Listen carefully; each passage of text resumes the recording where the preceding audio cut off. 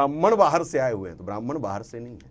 ब्राह्मणों का इतिहास यहाँ का ऋषि मुनि मैं कब के। आपको काटूंगा डॉक्टर खरात साहब, आपकी तरफ आऊंगा। पांडे साहब कह रहे हैं कि ब्राह्मण बाहर के नहीं हैं, वो यहाँ के हैं, लेकिन तमाम जो हम हिस्टोरिक तथ्यों को देखते हैं, पंडित नेहरू से लेकर ज्योतिबा फुले तक, उन्होंने ब्राह्मण, भट्ट, ईरानी ये शब्द भी यूज किया है। आप इस पर क्या कहेंगे? पांडे जी ने दो बातें कही है।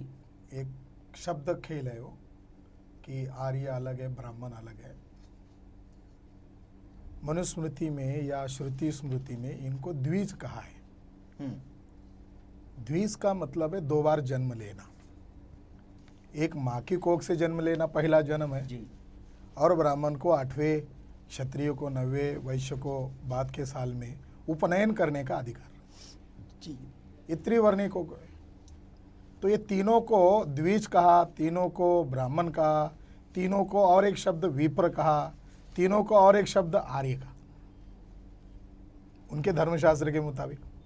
रहा दूसरा सवाल, ब्राह्मण विदेशी है नहीं है, ये आज तक अंग्रेजों के समय से लेकर आज तक हमेशा डिबेट का सवाल रहा। फुले शाह अम्बेडकर उनको क्या कह रहे हैं, ये सेकंड साइड है जी। हम उनकी पक्ष के लोगों के बात करते हैं।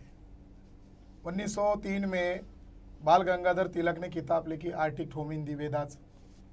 किसी ब्राह्मण ने उनको उस समय विरोध नहीं किया। अगर आज किसी ब्राह्मण को लग रहा है ब्राह्मण यही का है, तो पहले तिलक को देखे जी। दूसरा रेफरेंस है पंडित जवाहरलाल नेहरू।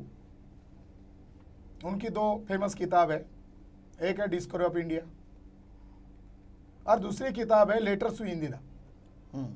इन दोनों किताबों में रेफरेंस है, कह रहे हैं हम ब्राह्मण लोग विदेशी हैं, हम लोग जंगली थे, हमारे में झगड़ा हो गया, हम कबीले के तौर पर वहाँ से भागे और भारत में हमने एंट्री किया तो हमने देखा 10-10 मंजिल की इमारतें थे, या एक सिविल सोसाइटी था, सभ्यता थी।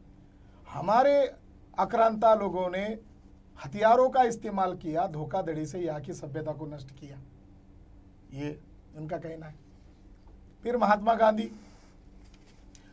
गांधी के वॉल्यूम नंबर 1 में उनका भी कलेक्टेड वर्क्स ऑफ गांधी, इसके अंदर जिक्र है कि अंग्रेज जैसे विदेशी है वैसे ब्राह्मण भी विदेशी है। उन्होंने खुद लिखा हम विदेशी है। ये हो गई उनकी बात। दूसरी पक्ष आता है फुले शाह अम्बेडकर क्या कह रहे हैं।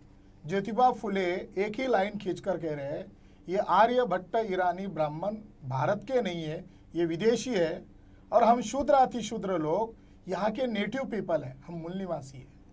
उनके काव्य में उन्होंने लिखा आम लोगों को समझाने के लिए, ब्राह्मणाचे इथे नहीं प्रयोजन द्यावे हकलून जोती मने। इसके बाद हम आते शाहू छत्रपति महाराज। शाहू छत्रपति महाराज को शूद्र कहकर अपमान करने का काम किसने किया? कोल्हापुर ब्राह्मणों ने किया। जब उन्होंने छानबीन किया तो अपने इतिहास को ढूंढा और यहाँ की शूद्र अतिशूद्रों को इकट्ठा करने का उन्होंने काम किया। उनके पश्चात हम देखते हैं डॉक्टर बाबा साहब अम्बेडकर। तो डॉक्टर बाबा साहब अम्बेडकर पूर्ण जिंदगी भर ब्राह्मणों को विदेशी कह रहे हैं, इसके कई सारे प्रमाण हैं। और आज ये हो गई ऐतिहासिक किताबी बातें। उन्होंने तो लड़ाई लड़ी, फुले शाह अम्बेडकर ने किताब नहीं लिखी, लड़ाई लड़ी। क्या ज्योतिबा फुले को ब्राह्मणों ने सम्मान किया? क्या शाहू छत्रपति महाराज को अपमान किया, उनका सम्मान किया? डॉक्टर बाबा साहब अम्बेडकर को आज आरएसएस बीजेपी के लोग ब्राह्मण कहते हैं, वो हमेशा उनकी चाल को समझना चाहिए। ब्राह्मण जो है, जो महान लोग होते हैं उनका ब्राह्मणाइजेशन करते हैं और उनकी अच्छी बातों को असिमुलेट करते हैं और अपना वर्चस्व उस कहानियों के जरिए से समाज पर थोपते। तो बाबा साहब अम्बेडकर भी जिंदगी भर ब्राह्मणों के खिलाफ थे। अब इन्होंने जिक्र ही किया पांडे साहब ने कि उनकी सेकंड वाइफ ब्राह्मण थी, तो हमने रिसर्च करके 3 वैल्यू में लिखा। अभी तक कोई ब्राह्मण ने हमको कोर्ट में चुनौती नहीं दिया। हमने प्रूव कर दिया डॉक्टर बाबा साहब अम्बेडकर की हत्या करवाने में सविता कबीर का हाथ है, और ये हत्या करवाने का मास्टरमाइंड पंडित जवाहरलाल नेहरू और गोलवलकर का भी इसमें हाथ है।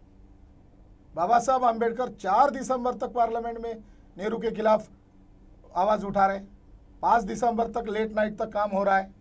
और लेट नाइट ऐसी कौन सी घटना हो गई कि बाबा साहब अम्बेडकर की आवाज़ एकदम बंद हो गई और 6 दिसंबर को 4 बजे महाराष्ट्र के लोगों को रेडियो से पता चला कि उनका महापुरुष का देहांत हो गया, तो तथ्य ये बताते हैं कि बाबा साहब अम्बेडकर की हत्या हुई।